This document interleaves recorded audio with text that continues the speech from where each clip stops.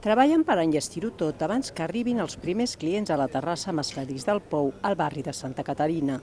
Després de mesos d'inactivitat per l'estat d'alarma decretat pel coronavirus, les portes de l'establiment van obrir fa uns dies i la resposta dels veïns ha estat satisfactòria. Es un barrio que tiene vida, que tiene vida propia y que le gusta Mezcladís, que le gusta lo que hacemos aquí y tenemos mucha gente que nos va acompañando y que les agradecemos muchísimo. La reobertura s'està fent per fases. De moment, dels 14 treballadors, 8 estan actius i la resta en un ERTO. L'horari s'ha reduït durant la setmana, de dilluns a divendres d'1 del migdia a 9 del vespre i els caps de setmana de 2:15 del matí a 9 del vespre.